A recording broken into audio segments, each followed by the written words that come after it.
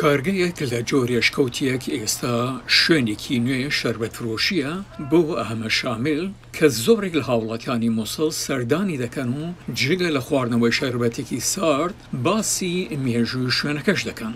ئەو کارگەیە سەردەمێک لەلایەن چەکدارانی داعشەوە وەکو خاڵێکی پشکنین بەکاردەهێنرا کاتێک کە دەستیان بەسەر شارەکەدا گرت. فكرت بهذا المعمل انه اعمل بیرم کردەوە کە لە ژێر سیبەری ئەم کارگەیەدا ساردەمەنی و شەربەت فرۆشێک دروست بکەم و خاوەن گەڕاجەکەش ڕێگای پێدام بە خۆڕایی بەکاری بێنم.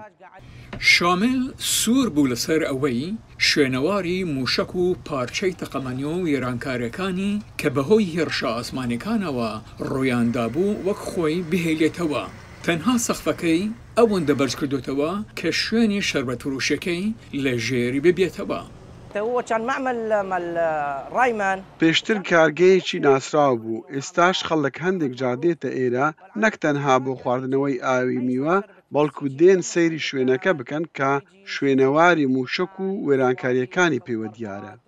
شامل کە تەمەنی 22 ساڵە دەڵێت ئێستا شەربەتفرۆشەکەی سەرنجی زۆر کەس بۆ لای خۆی ڕادەکێشێت و ڕووی تێدەکەن بۆ دۆزینەوەی چیرۆکی ئەم شوێنە.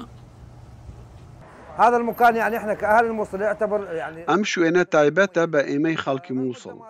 سەرڕای وێرانکاری ئەم شوێنە دووشت دەخاتە ڕوو، خەم و شادی. ئەو وێرانکاری و بردومانەمان بیردەخاتەوە کە لە کاتی شەردا ڕوویاندا. ئەو کارە سەتانە کە پێشتر دەمان بینین و لە هەمان کاتیشدا خۆشی و ڕزگاریمان بیردەخاتەوە. شامل کە شەربەتفرۆشەکەی بەناوی مووسڵە سەرقاڵی خزمەتکردنی کڕیارەکانیەتی کە سەردانی دەکەن بۆ تاقیکردنەوەی ئاوی میێوە و چێژوەرگرتن لە ئەزمانی خواردنەوەیەک لە ژیر دار و پەردووی وێرانکاریەکاندا. هەروەها ئۆتۆمبیلێکی تێکشکاویش لەوێ دانراوە کە چەکدارانی داعش لە کاتی کۆنتڕۆڵکردنی شارەکەدا بەکاریان دەهێنا. ئەمەش وەک نیشانەیەک بۆ ئەوەی بێریان بێتەوە کە شارەکە بە چیدا تێپەڕیوە.